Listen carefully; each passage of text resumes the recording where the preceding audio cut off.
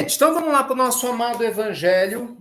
Hoje nós vamos estudar com muita alegria aqui para o nosso coração a pergunta 573. Nós vamos falar da sua missão na Terra. Ih, chegou o dia. Vamos falar desse assunto. Eu disse que esse é um assunto que vocês perguntam direto. Qual é o meu papel no mundo? O que Deus espera de mim? Quantas vezes a gente já recebeu isso na pílula noturna? Várias. Aqui eu vejo, né? Não sei o que eu estou fazendo aqui. Estou tentando me encontrar. Não, nos cursos da gente, então, é o que mais tem. Uma das perguntas campeões de audiência, né?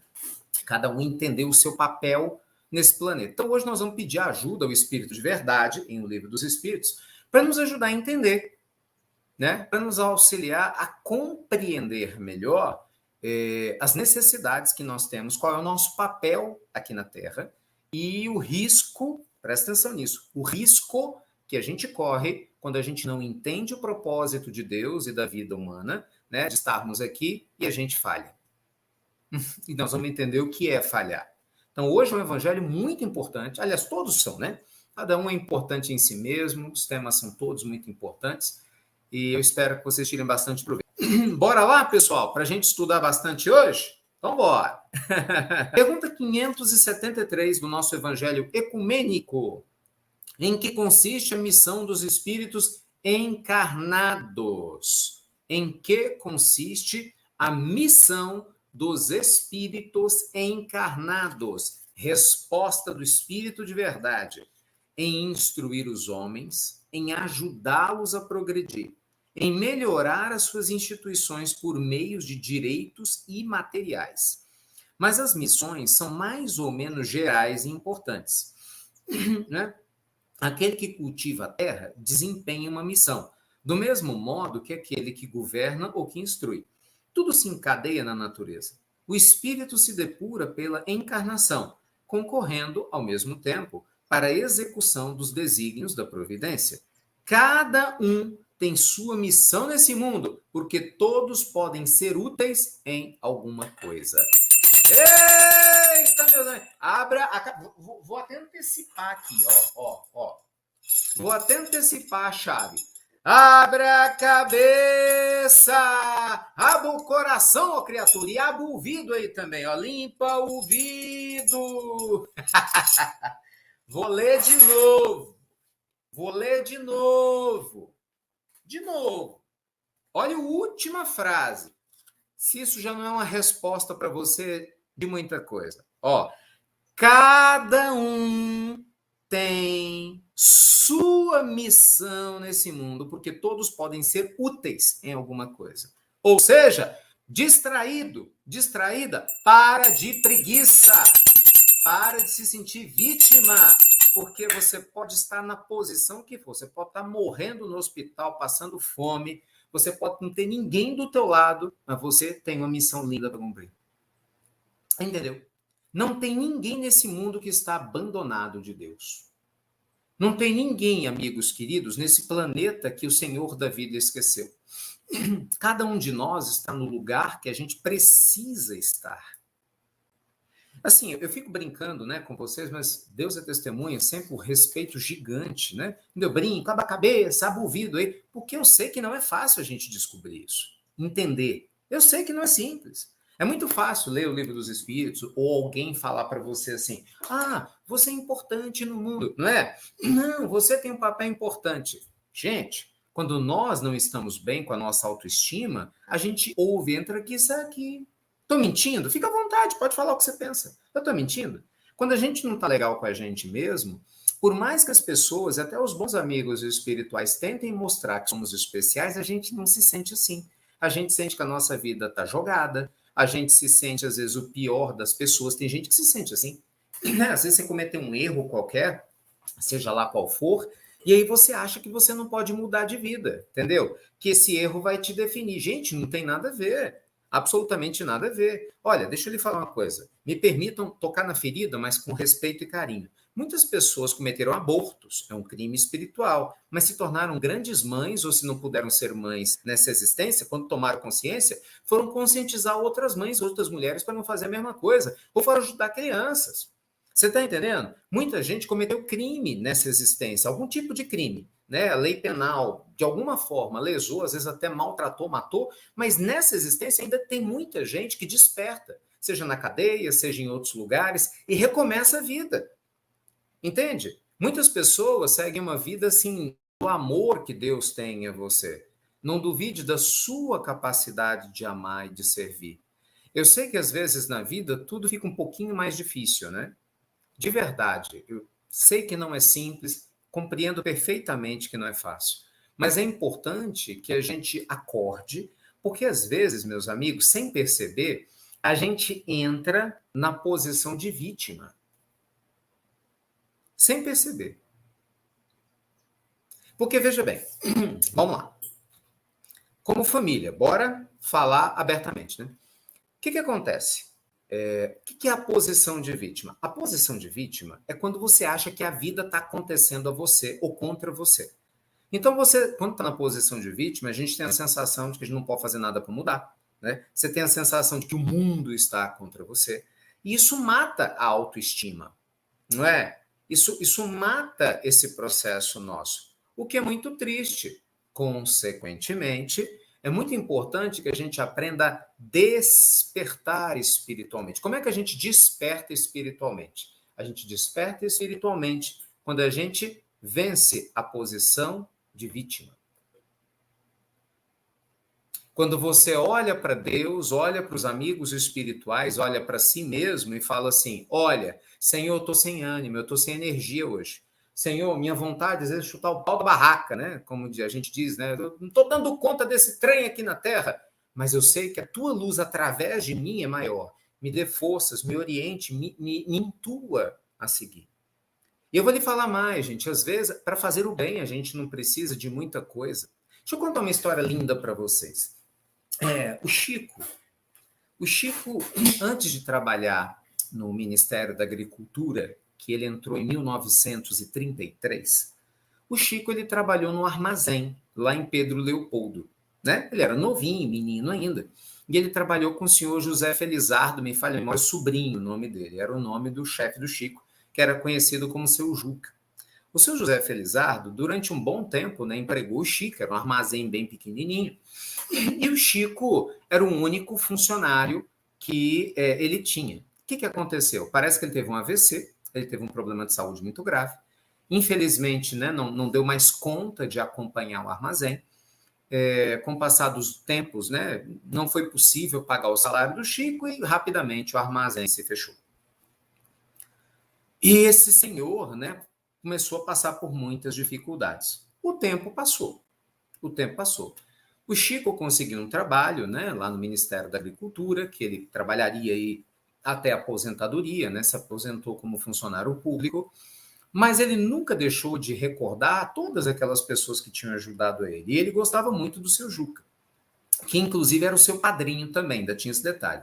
Um dia o Chico estava andando, né, em Pedro Leopoldo, quando ele encontra com um amigo na rua e fala assim: você sabe quem morreu? E o Chico, quem? O seu Juca. Aí ele, o seu Juca? É, o seu Juca.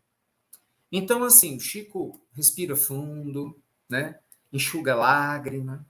Veja só como é que são as coisas. E aí o amigo fala assim: ele não tinha mais nada. Então ele vai ser enterrado como indigente. A prefeitura já está providenciando o rabecão, vai colocar o corpo dele num caixão baratinho e já vai enterrar como indigente. O Chico, por favor, corre lá e pede para eles esperarem, que eu vou dar um jeito aqui pedindo a Jesus, para ver se a gente consegue comprar um caixão para ele, nem que seja baratinho. Né? Olha a cabeça do Chico. Gente, o Chico não tinha dinheiro nenhum. Então prestem atenção, todos aqueles que não têm dinheiro aqui e que às vezes ficam falando que não podem ajudar ninguém. O Chico não tinha dinheiro nenhum. Veja, ele não tinha dinheiro para ajudar o amigo. Sabe o que ele fez? Humildemente, ele fez uma prece a Jesus. Falou: ô Jesus, o seu Juca, ele me ajudou tanto.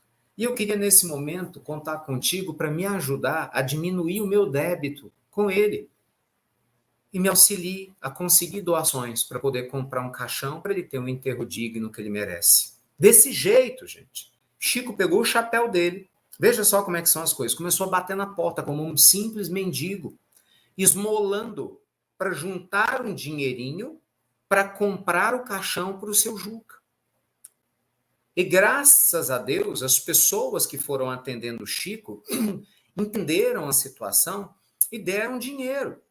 E o Chico teve a condição de ir lá, né, e oferecer para poder comprar o caixão do seu Juca. Você está entendendo? Então, assim, o que nós vamos falar perante uma situação dessa? Quer ver um outro exemplo? Eu já contei o caso dele aqui. E olha, eu estou contando os casos e dou a referência para você estudar e ler. Esse caso está narrado em Lindos Casos de Chico Xavier, do Romeu Gama, né? Na obra monumental Chico Xavier, que é a maior biografia escrita pelo Chico, pelo Carlos Bacelli. A narrativa em vários lugares. Tem uma outra narrativa linda de um mendigo que vivia em Vilna, numa cidade na Lituânia, antiga República Soviética, né?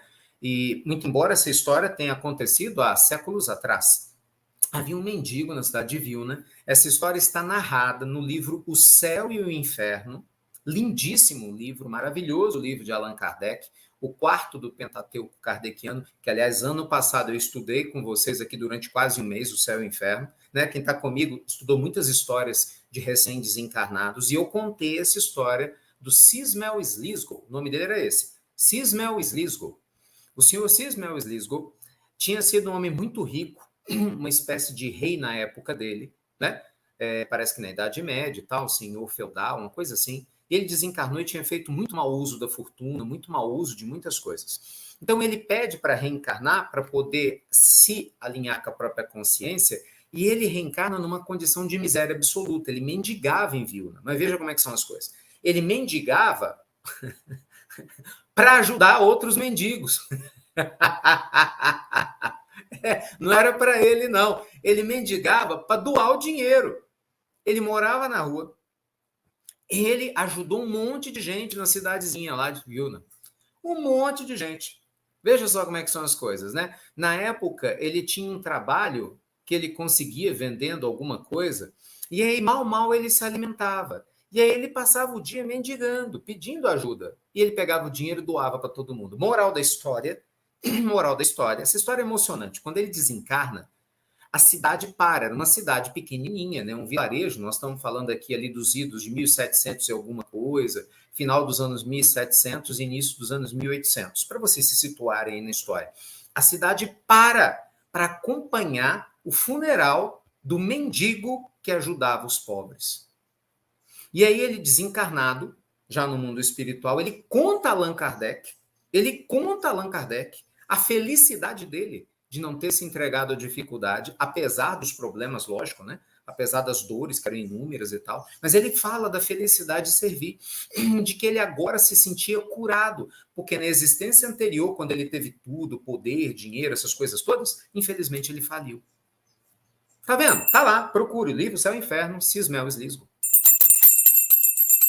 Então, meus amigos, muitas vezes nós temos dificuldades de saúde graves.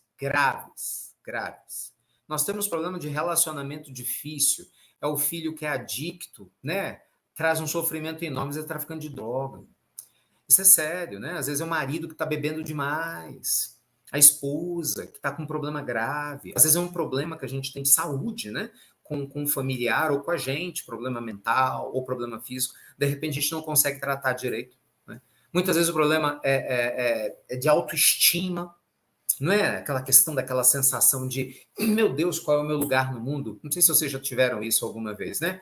Mas essa sensação de qual é o meu lugar no mundo? Qual que é o meu lugar no mundo? Né? Qual que é o meu lugar aqui? Qual que é o lugar que todos nós temos?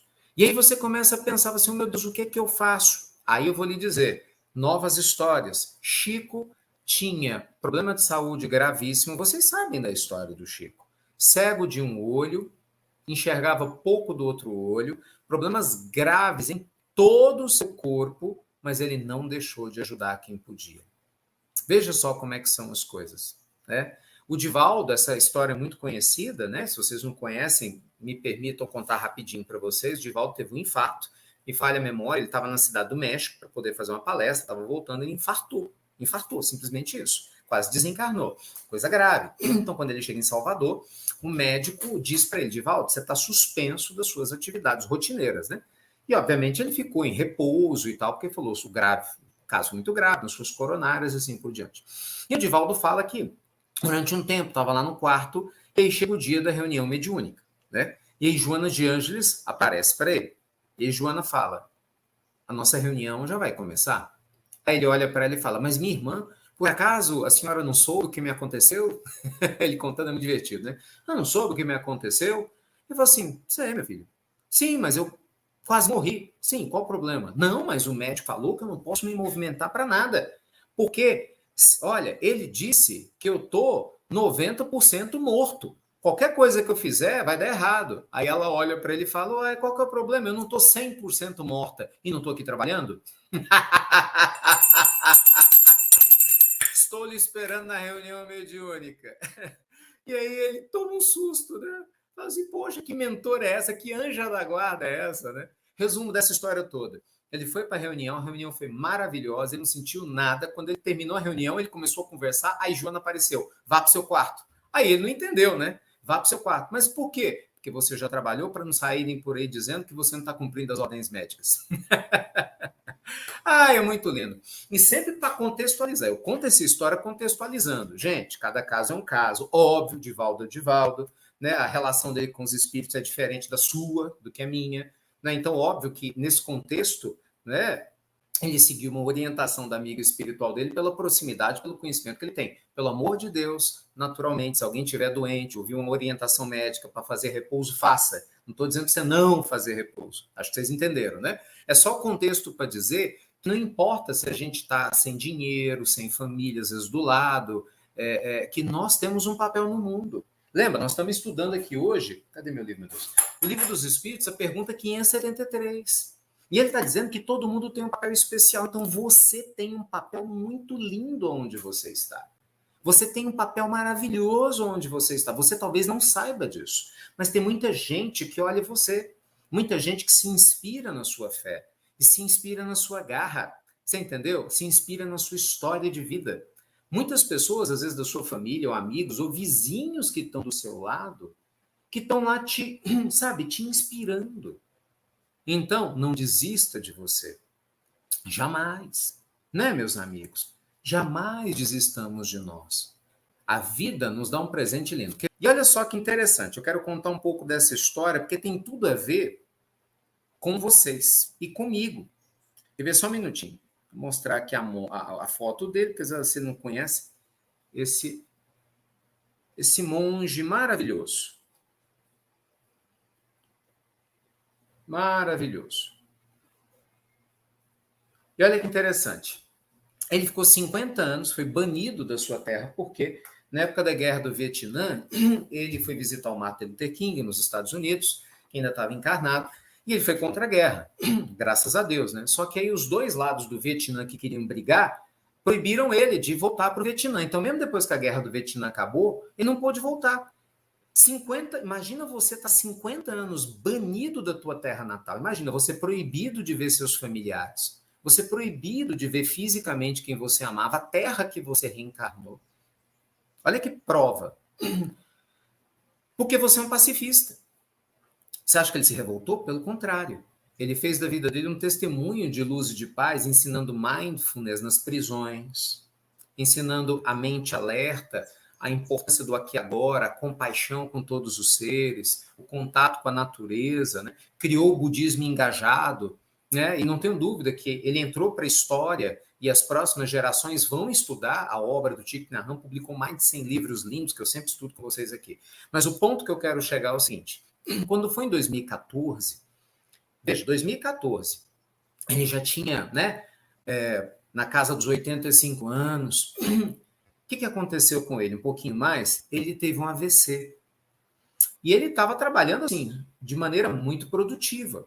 Né? Já um séquito de pessoas, né? Muitos monges ao redor, de gente do mundo todo. Eu falo que eu tenho uma frustração, queria muito tê-lo conhecido fisicamente, não tive essa oportunidade de ir ao sul da França, queria ter ido, tivesse oportunidade no Plum Village, onde ele realizava os retiros espirituais maravilhosos, mas muitas das técnicas de meditação que eu uso nos meus retiros eu aprendi com ele. E chega em 2014, ele tem um AVC. E ele nunca mais pôde falar.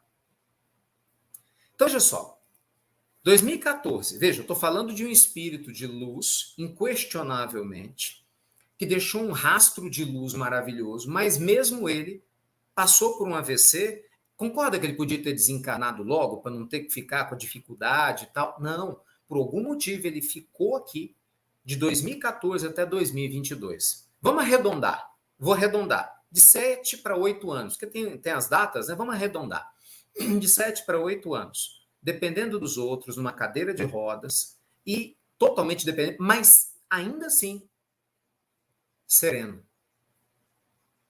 Sabe, as raras aparições, as que ele teve, algumas aparições públicas, né, junto com o secto, das pessoas que o seguiam, todos observavam o semblante sereno. Ou seja, ele estava mandando uma mensagem. Até para passar por aquela prova, ele estava dando testemunho de mindfulness. Você está entendendo o que significa isso? Então, nós vamos aprender a sentir Deus em qualquer momento. A missão da gente, ela deve ser visitada a qualquer hora. Então, a gente vive Deus enquanto a gente está com saúde. Perdeu a saúde? Vamos viver Deus sem saúde.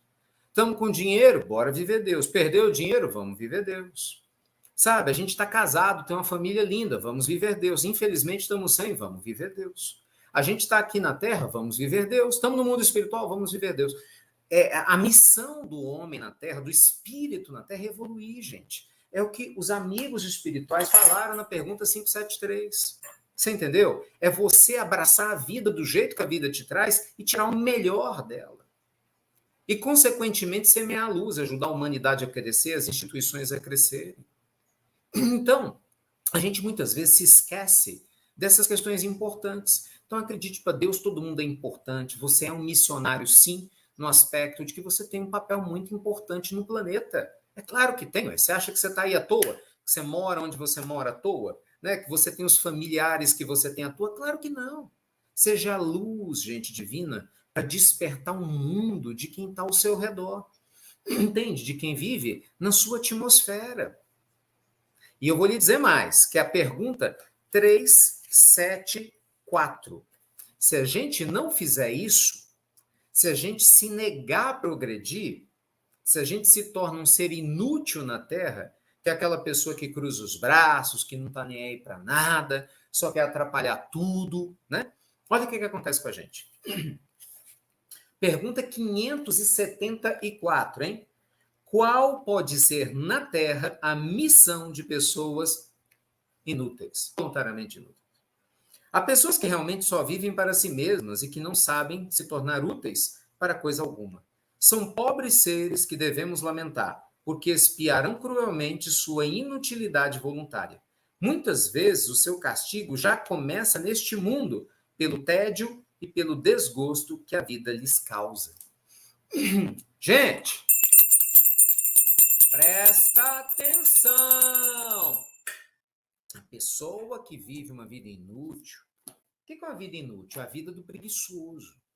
Nunca quer fazer nada, não quer produzir nada, não quer trabalhar, sabe? Quer que sempre os outros resolvam os seus problemas, sabe? Não quer assumir as responsabilidades que te cabem, quer sempre ficar nas costas de alguém, quer sempre colocar a culpa dos teus infortúnios nos outros. Sabe, aquela pessoa, literalmente, ela abraça a inutilidade, ela não quer aprender nada espiritualmente, ela não quer crescer intimamente. O que acontece? Olha o que os amigos espirituais estão dizendo.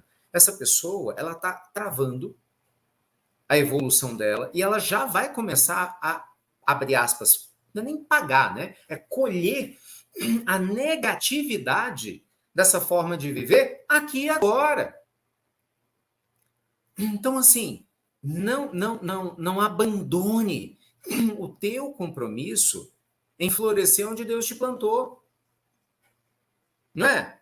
Vocês estão lembrando muito bem essa belíssima frase? Floresça onde Deus nos plantou. Aliás, vou usar minha camisa do Evangelho. Tem que lembrar dela. Eu tenho uma camisa, floresça onde Deus te plantou, né? Do Evangelho lá, linda. Nós temos que florescer onde Deus plantou a gente. Né? Eu estou vendo aqui, a Carol está com a gente, né? Que teve o seu, né? Filhinho, mamãe do João, desencarnado. Eu sei que você está com saudade do João, Carol, mas a melhor forma de honrar a memória do João é manter leveza, serenidade. Eu brinco, a gente chora com o olho e abre o outro com o olho. Aliás, abre o outro, né? Com o outro olho. A gente sente a dor da saudade, mas ao mesmo tempo agradece pela gratidão de ter tido e feito parte da vida das pessoas que a gente ama. Então, gente, nós não podemos desistir. O mundo nos observa, o físico e o espiritual. Lembre-se disso. Então, não importa onde você está, não importa onde o seu coração se encontre, Deus sempre está do teu lado. Lembre-se. O pessoal está perguntando, as pessoas novas, né? Daqui, ó, Livro dos Espíritos, um dos livros mais importantes já escritos na história da humanidade, disparado, mas não tenho dúvida. Não tenho dúvida nenhuma quanto a isso. Né? Não tenho dúvida. Tão importante quanto o Alcorão, principalmente a Bíblia, tão importante, do mesmo nível, né, do I Ching lá para os orientais. Leiam o Livro dos Espíritos, estudem. Só fala bobagem quem não conhece. Estudem. Então, assim, o que Jesus fala para nós? Conhecereis a verdade, e a verdade os libertará.